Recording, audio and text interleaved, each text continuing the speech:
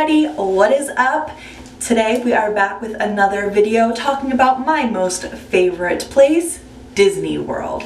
But today we are going to be talking a little bit about the Disney College Program. So the reason I'm making this video is because apps will be dropping very soon for the upcoming fall semester. So they usually drop around mid to late January for the fall semester and usually around mid to late August for the spring semester. So apps will typically drop the semester before the one that you are applying for. That is why I decided to make this video today, and I cannot wait to tell you guys all about the program. So before we talk about the application process or any of my experiences, let's first do a little generalized synopsis of what the Disney College Program actually is. So the Disney College Program is a 5 to 7 month internship at either Walt Disney World in Orlando, Florida, or Disneyland in Anaheim, California. Now, there are other programs, such as the International Program, Summer Alumni Program, that all fall under the same kind of idea, but I will not be touching base on those because honestly, I don't really know much about them, and I don't want to talk about something that I don't really know about because then I would probably just be making stuff up. So, the program, like I said, is 5 to 7 months. So, why is it 2 different time periods, you may ask? Because there is something called Fall and Fall Advantage and Spring and Spring Advantage. So, let's say for instance that you are applying for the fall semester. So, if you were to apply for the typical fall program, then you would probably arrive around late August, very beginning of September, and stay until early January. But there's also the Fall Advantage program, where you would arrive typically around 2 months earlier. So you could arrive around May instead of August and stay until January. So the same goes for the spring. For spring, you would go from January until May, or like I said, if you do the Advantage, it would just be a more extended program. That's really the only difference between the time periods, and also the difference between Fall and Fall Advantage and Spring Advantage. So that's just kind of something that you might want to keep in mind when you're applying. Like I said, we will talk about the actual application. Don't worry, we'll get into all those specifics.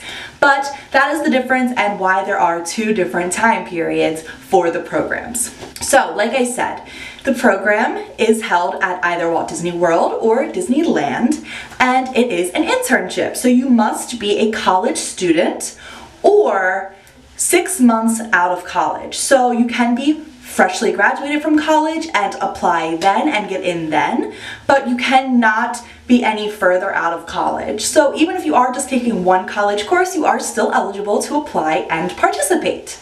Now, the college program is pretty tough to get accepted into. They get so many applicants and they can only take a very select few out of those applicants, but it is still good to just keep applying because you never know when your lucky time is gonna come.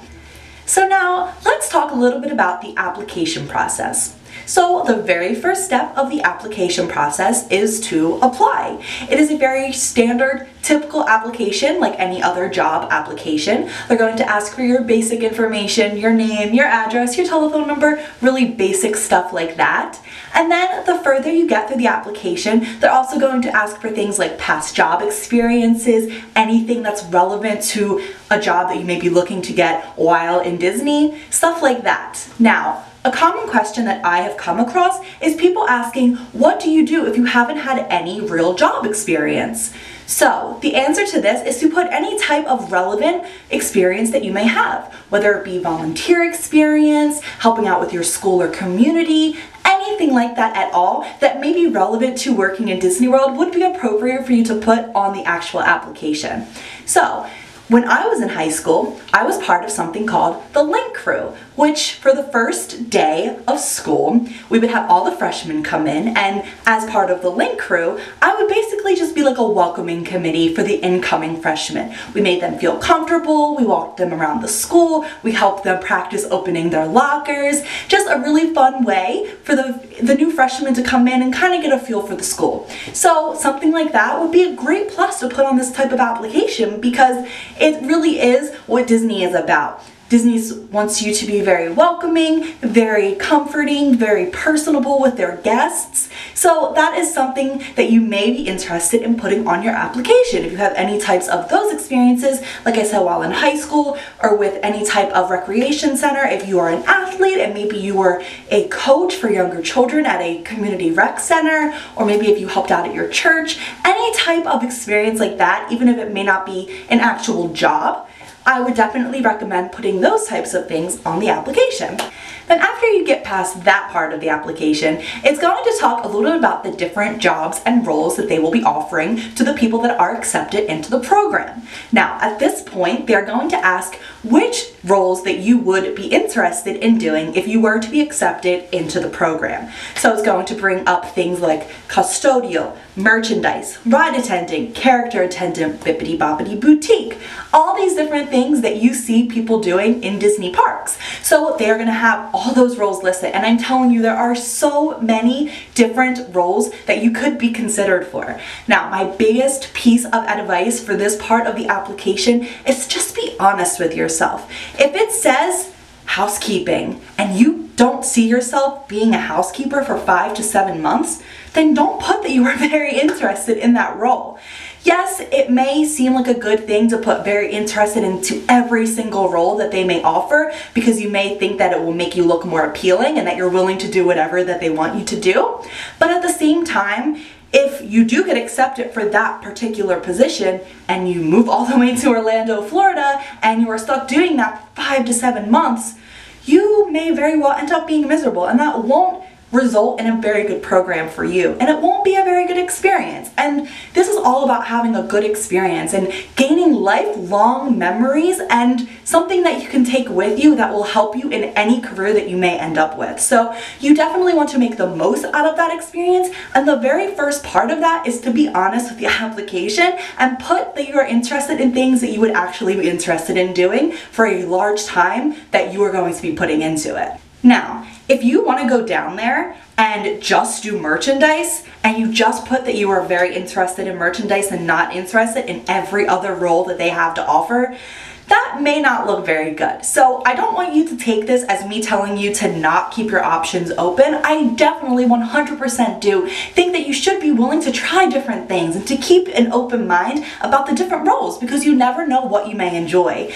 Yes, you may not think you like custodial, and you may not picture yourself doing that for that long of a time, but maybe you do like cleaning, and just the word custodial might, you know, turn you off. But really look into how you can make it a good experience. I know someone that was part of the custodial team for the college program, and they actually extended their program to stay even longer because they loved it so much, which is another thing. If you finish your program, you sometimes have the ability to extend into the next semester's program as well, so you can stay upwards of a whole year. So definitely keep that in mind.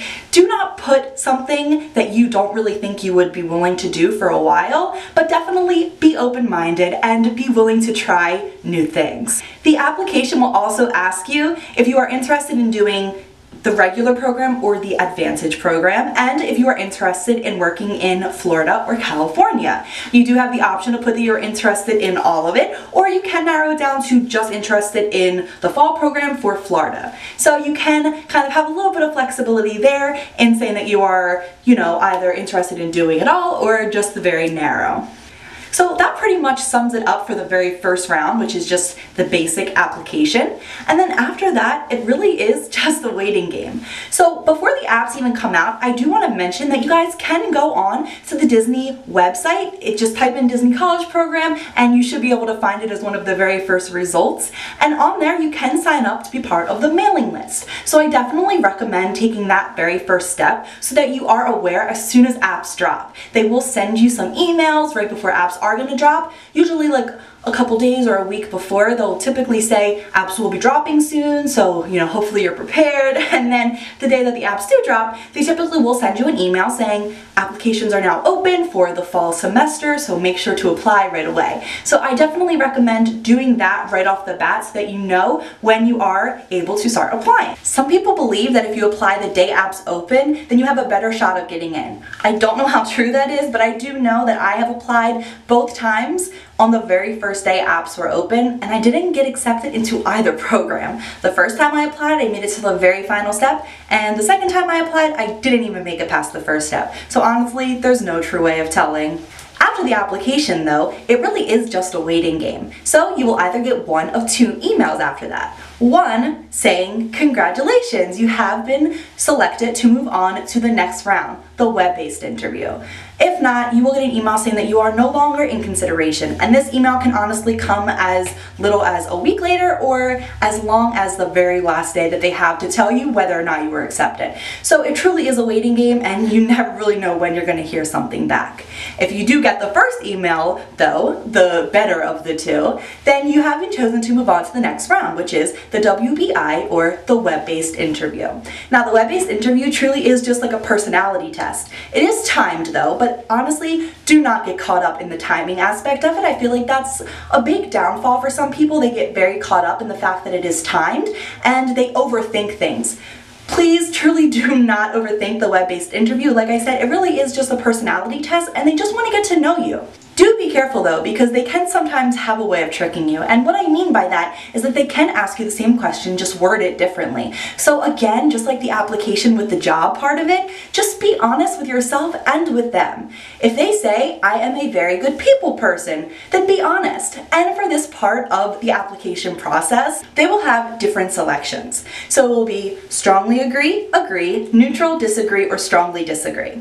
Now, my advice for that is to pick the stronger options for the majority of the time. Now, that's not to say to never choose the mild options, agree or disagree, or the neutral option, because you definitely want to do that for some of them so they don't think you're just putting what they want to hear.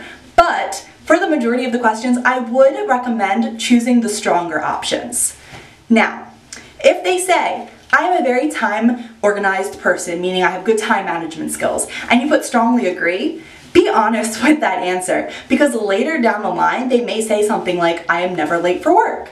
They're pretty much asking the same question just in a different way, and that can throw you off guard. So the best way to avoid making any mistakes with that type of situation is to just be honest about the answer. So that's pretty much it for the web-based interview. Like I said, it really is simple. It's about yourself, so if you're being honest, that's the best way to avoid any mishaps, and that's the best way to successfully get through the web-based interview. After the WBI, you will find out right away whether or not you moved on to the next round. So if you have successfully completed the WBI, they will send you information on how to set up the next round, which is the phone interview. So for the phone interview, you're going to set up a time and date that you can speak with someone. Now, if you set it up for 8 o'clock, do not be expected to be done by 8:30. They do have, I believe it's 15 minutes before and 15 minutes after the scheduled time to call you. So if your scheduled appointment is for 8 a.m., they can call you between 7:45 to 8:15. And you can be on the phone upwards of 25 to 30 minutes. I heard the average is around 15 to 20 minutes, but my phone interview was 35 minutes long. So you never really know. So my recommendation for that is to just pick a time where you pretty much have pretty free range so you don't get caught up and you're not trying to rush through it. Also, for this, I did write notes out, and I do recommend writing notes out. Online, you will find some forums and different blogs and pages that have sample questions of things you might be asked during the interview. Please look over the questions, but do not rehearse or memorize your answers. You want to look prepared, but you do not want to look rehearsed. And that is a huge tip, because if you're just giving these robotic answers, it's not going to come off very authentic, and that's not going to show through very well to the interviewer. Also, smile while you're talking to them. Believe it or not, you can hear a smile through the phone, and that makes a world of difference. Also, keep note of what your interviewer's name is. You want to use it occasionally throughout the interview so that they know that you paid attention, and names are a huge part of being successful in the Disney organization. Now, like I mentioned, you don't want to be rehearsed, but I would recommend writing down key points that you may want to bring up throughout the interview. Like when I was younger, I had a very good experience at Disney that changed the world for me, honestly, and I definitely knew that I wanted to bring that up at some point during the interview. Also, at the very end of the interview, they're going to give you a chance to ask them questions. Come up with at least 2 questions to ask them. They do not want to know that you don't have anything prepared to ask them. They just asked you all these questions. The least you can do is to ask them something back. So definitely be prepared with at least 2 questions to ask your interviewer. And like I said, you can find sample questions and all that kind of stuff online. So a big part of this, honestly, is just do your research. There's a tons of different types of things online that will be beneficial to you throughout this whole entire process. So definitely take advantage of all of the resources you can find online. And after that, it really is all a big waiting game. So, like I said, you will either get an email saying that unfortunately you are no longer in consideration, which was what happened to me my first time. And the second time, like I said, I didn't even get one of the web-based interviews. Or you will get an email saying that you were accepted into the college program, which is absolutely amazing. Another thing, if you are interested in becoming a character performer for the college program, that is very well something that you can do.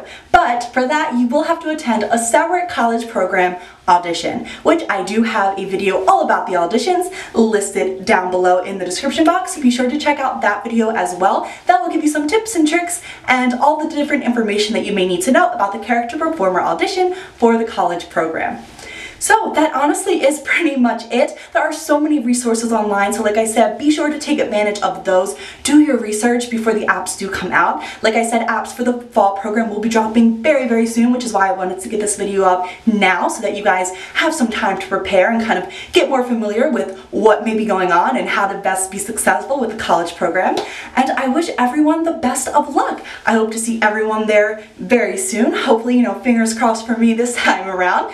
I've heard so many people keep applying, and don't even get accepted until their 7th, 8th time. So I've only applied 2 times. I'm not getting my hopes down yet. You gotta stay positive. You can't be discouraged, and that's something that Disney is so adamant about. So definitely just stay positive, go out there, give it your all, and you never know what may happen. Good luck everyone, and have a magical day.